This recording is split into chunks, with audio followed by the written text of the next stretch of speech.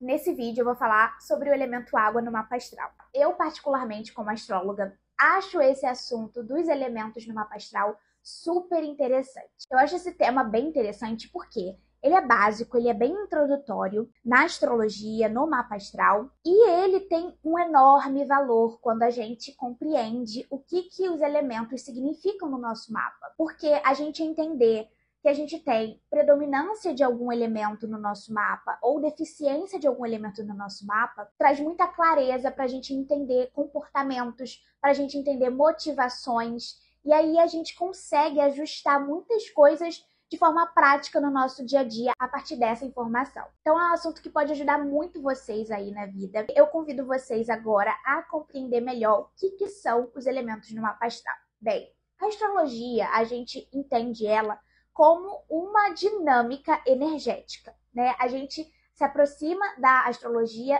falando e compreendendo sobre energia. E os elementos, eles são representações básicas de certos grupamentos de energia. Então a gente tem 4 elementos principais dentro do nosso mapa astral, que é o elemento fogo, terra, ar e água. Cada elemento vai ter uma característica básica, uma consciência que ajuda a gente a compreender o funcionamento da vida e também de nós mesmos. Então aqui eu vou fazer uma descrição sobre os 4 elementos. A gente vai compreender o que significa ter a predominância de determinado elemento e também a deficiência de determinado elemento, como que isso impacta nas nossas vidas. E se por acaso você não sabe qual que é o elemento predominante, qual deficiência de elemento você tem no seu mapa, não tem problema, porque eu preparei um guia super especial, tá aqui na descrição do vídeo, que vai te orientar como que você identifica isso dentro do seu mapa astral, tá bom?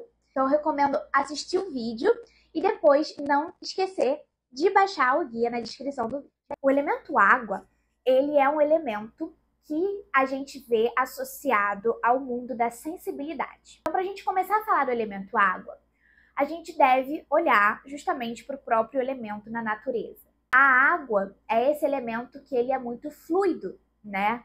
Quando a gente pega uma água no seu estado líquido e a gente coloca em qualquer recipiente, ela se molda de acordo com aquele recipiente, trazendo muito essa questão da fluidez, né? Então a água é esse elemento que está associado a uma capacidade muito intuitiva da natureza humana, uma capacidade abstrata que a gente tem dificuldade de pegar, a gente tem dificuldade de segurar, né? Quando a gente pensa na água líquida, a gente não segura essa água. Então, o elemento água, ele também traz esse aspecto do abstrato, do intuitivo, do espiritual, algo que está uma oitava acima do que a gente conhece. Então, as pessoas que têm uma predominância do elemento água, elas têm uma tendência a serem naturalmente sensíveis. Elas têm ali uma abertura para a vida, no sentido da empatia, da conexão com o outro. Então, essas pessoas, quando a gente encontra pessoas que têm um excesso do elemento água no mapa, a gente vai ver que são pessoas naturalmente muito magnéticas. Elas têm ali um magnetismo que é um pouco difícil de você entender.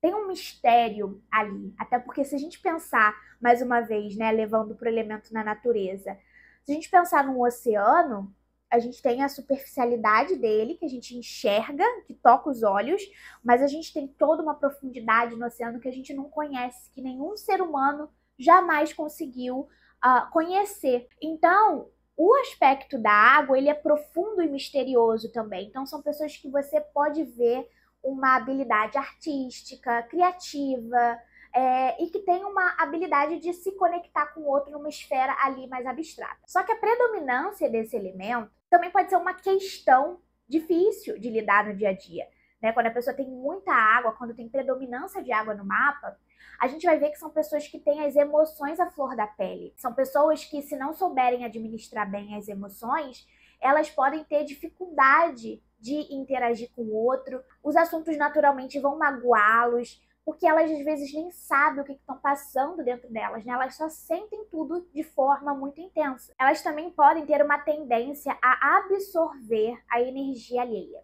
Então aquela coisa de chegar num ambiente que tem muita gente, ela ser aquela esponja, ou uma pessoa que vai encontrar com ela, são pessoas muito empatas, então pode acontecer de uma pessoa numa festa, às vezes começa a desabafar com você do nada. Por quê? Porque o seu campo está muito aberto. Você tem essa energia ali de cura, uma energia que você exala, que você tem empatia. E aí as pessoas se aproximam, as pessoas que precisam, né, para desabafar com você. E aí isso é uma dificuldade para elas, porque ela tá tirando da própria energia para dar para o outro.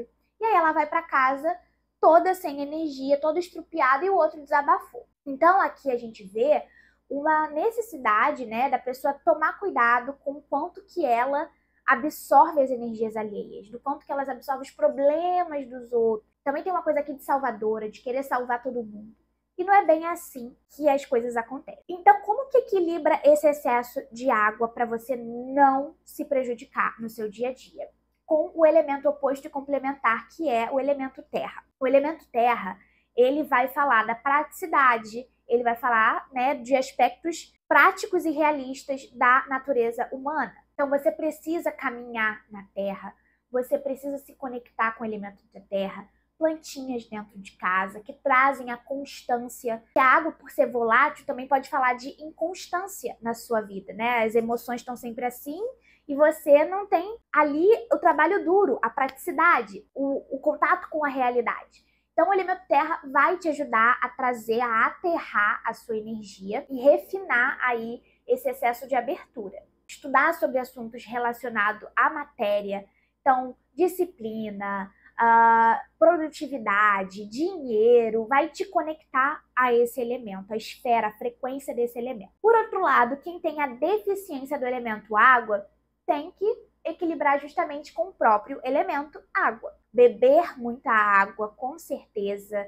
Vocês não podem ficar sem beber água, né? Quem tem pouca água precisa estar sempre com uma garrafinha do lado. Banhos de mar, banhos de cachoeira, com uma certa frequência, vai te fazer se conectar com essa esfera mais sutil da existência humana, mais abstrata. E ali você exercitar a oração, né, nesses momentos de mergulho no mar, são ótimos momentos de você se conectar com a espiritualidade, que é parte desse elemento.